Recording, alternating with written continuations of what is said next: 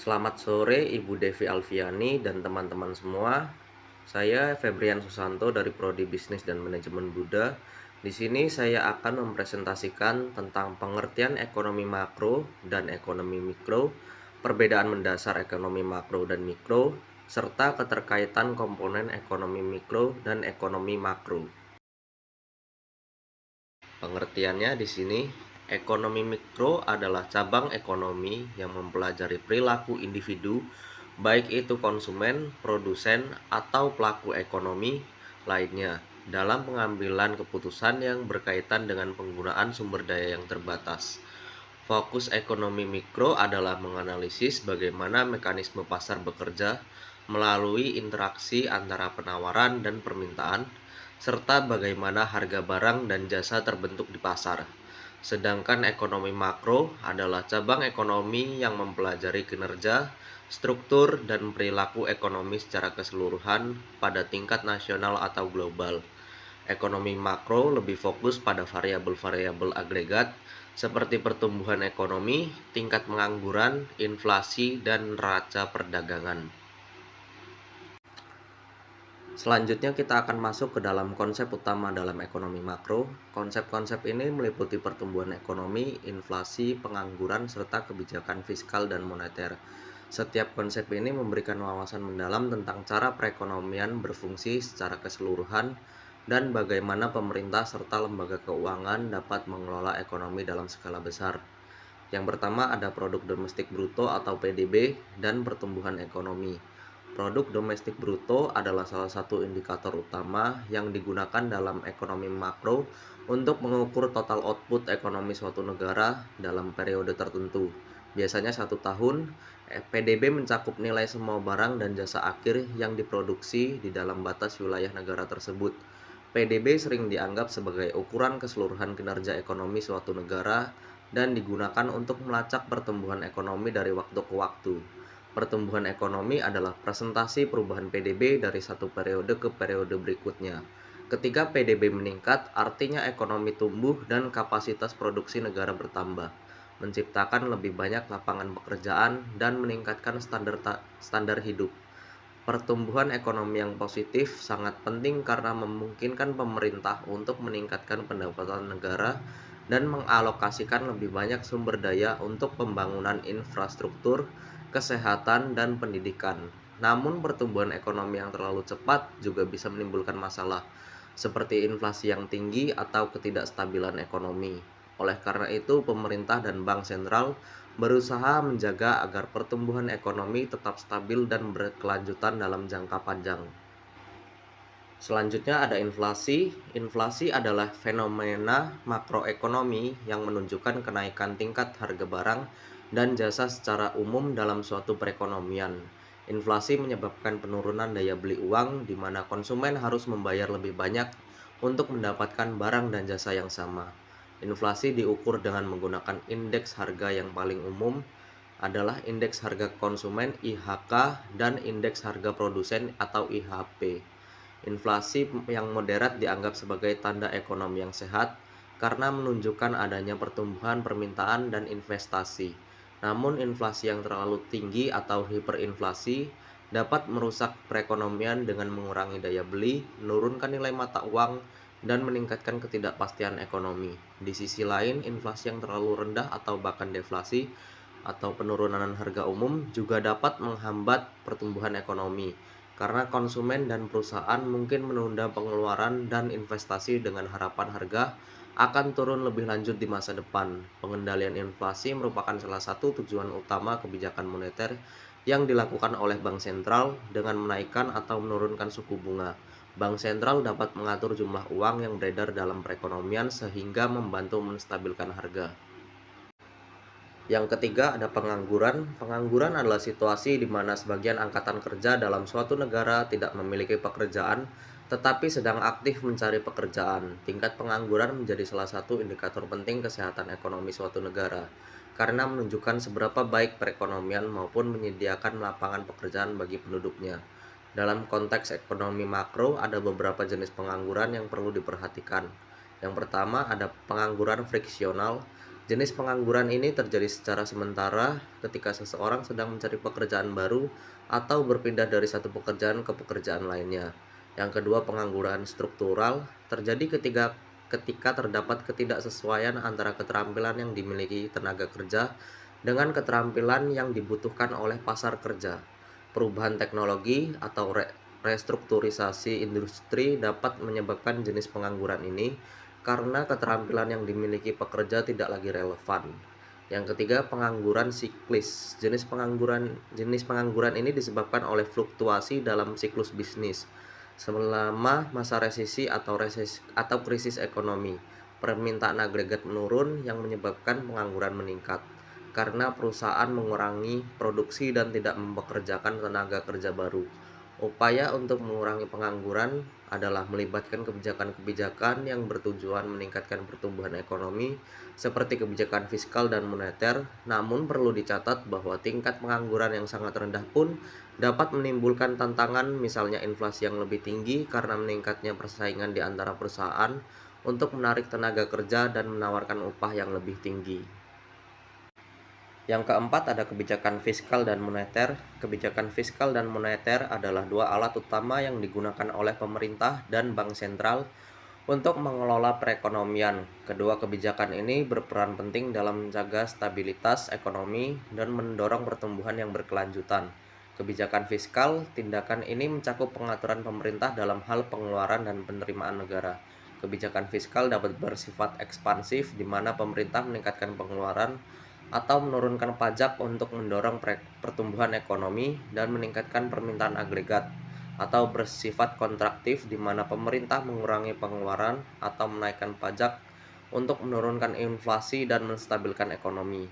Pemerintah dapat menggunakan kebijakan fiskal untuk menstabilkan siklus bisnis, mengurangi pengangguran, dan meningkatkan distribusi pendapatan.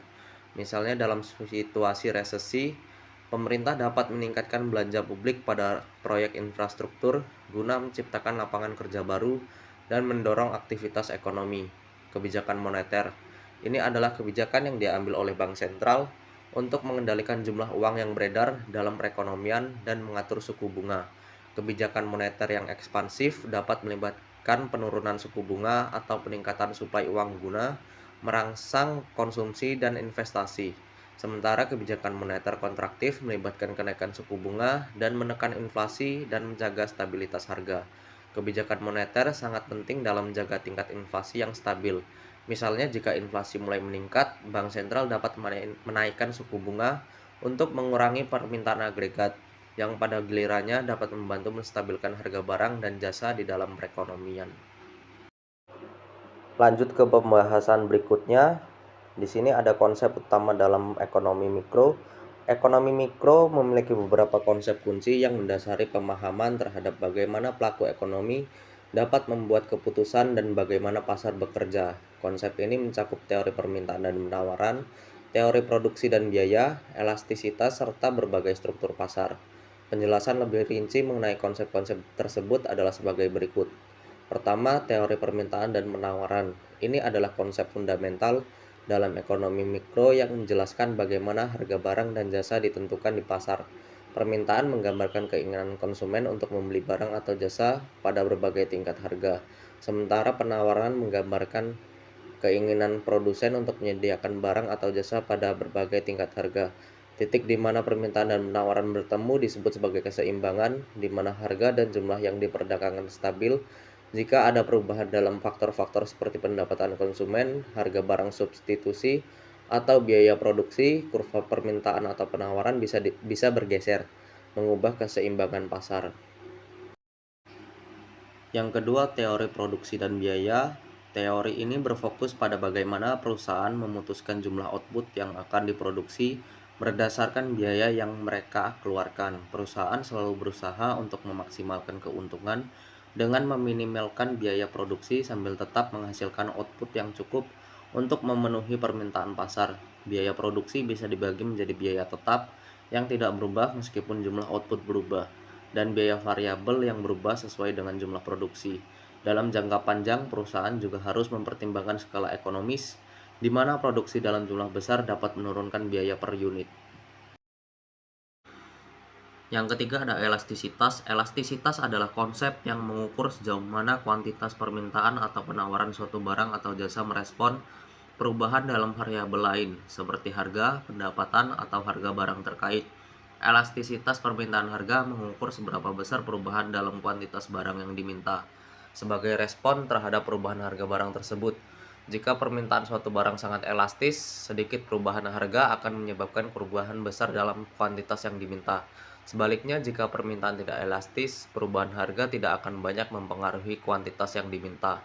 Elastisitas juga bisa diterapkan pada penawaran, di mana elastisitas penawaran mengukur perubahan harga jumlah barang yang ditawarkan sebagai akibat dari perubahan harga. Yang keempat, pasar persaingan dan struktur pasar. Struktur pasar mengacu pada tingkat persaingan di pasar, yang dapat mempengaruhi bagaimana harga dan kuantitas barang serta jasa ditentukan. Pasar persaingan sempurna adalah model di mana banyak penjual dan pembeli beroperasi, dan tidak ada satupun pelaku yang dapat mempengaruhi harga. Sebaliknya, di pasar monopoli, hanya ada satu penjual yang mendominasi pasar, dan perusahaan ini memiliki kekuatan besar untuk menentukan harga. Oligopoli adalah pasar dengan sedikit penjual yang mendominasi, sementara pasar persaingan monopolistik memiliki banyak perusahaan kecil yang menjual produk yang sedikit berbeda. Masing-masing struktur pasar ini memiliki karakteristik unik yang mempengaruhi perilaku perusahaan dan kesejahteraan konsumen. Materi berikutnya perbedaan mendasar ekonomi makro dan mikro. Perbedaan mendasar antara ekonomi mikro dan ekonomi makro terletak pada cakupan serta pendekatan analisis yang digunakan dalam mempelajari fenomena ekonomi, di mana ekonomi mikro secara spesifik berfokus pada keputusan-keputusan individu yang dibuat oleh pelaku ekonomi seperti konsumen, rumah tangga, dan perusahaan terkait dengan bagaimana mereka mengalokasikan sumber daya yang terbatas untuk memaksimalkan kepuasan atau keuntungan melalui mekanisme pasar yang ditentukan oleh interaksi antara penawaran dan permintaan. Dalam analisis ekonomi mikro, perhatian diberikan pada bagaimana harga barang dan jasa terbentuk, bagaimana produsen memutuskan jumlah produksi berdasarkan biaya dan manfaat, serta bagaimana konsumen mengalokasikan pendapatan mereka untuk memenuhi kebutuhan dan keinginan mereka. Sebaliknya, ekonomi makro memandang perekonomian sebagai sebuah keseluruhan dengan menyoroti variabel-variabel agregat yang mempengaruhi kesejahteraan ekonomi suatu negara atau kawasan, seperti pertumbuhan ekonomi yang diukur dengan produk domestik bruto, inflasi yang mencerminkan kenaikan tingkat harga secara umum, serta tingkat pengangguran yang menggambarkan presentasi tenaga kerja yang tidak bekerja.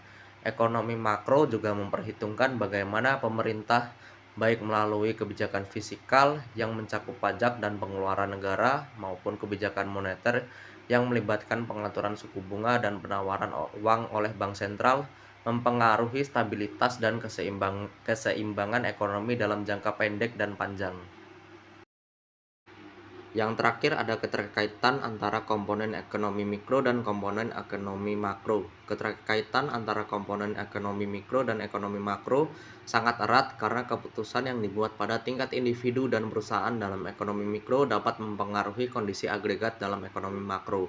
Dan sebaliknya, kondisi makroekonomi dapat mempengaruhi perilaku pelaku ekonomi pada tingkat mikro, misalnya perubahan dalam tingkat inflasi yang merupakan fenomena makroekonomi, dapat mempengaruhi daya beli konsumen dan keputusan konsumsi mereka, yang pada akhirnya berdampak pada permintaan barang dan jasa di pasar, isu mikro. Begitu pula dengan kebijakan suku bunga yang ditetapkan oleh bank sentral, komponen makro yang mempengaruhi biaya pinjaman bagi perusahaan dan konsumen sehingga keputusan investasi dan konsumsi akan berubah. Di sisi lain, interaksi antara konsumen dan produsen di pasar seperti permintaan dan penawaran barang atau jasa, komponen mikro akan berkontribusi pada kondisi ekonomi secara keseluruhan, misalnya terhadap tingkat pertumbuhan ekonomi dan tingkat pengangguran atau komponen makro. Jika permintaan terhadap barang dan jasa menurun secara signifikan di seluruh sektor ekonomi, hal ini dapat menyebabkan penurunan produksi dan akhirnya berkontribusi pada peningkatan pengangguran serta penurunan pertumbuhan ekonomi nasional. Keterkaitan ini menunjukkan bahwa kedua cabang ekonomi saling mempengaruhi, dan untuk memahami gambaran ekonomi secara lengkap, Diperlukan analisis yang mencakup baik perspektif mikro maupun makro. Sekian presentasi dari saya. Jika ada kata-kata yang salah, saya mohon maaf dan saya akan akhiri. Selamat malam dan terima kasih.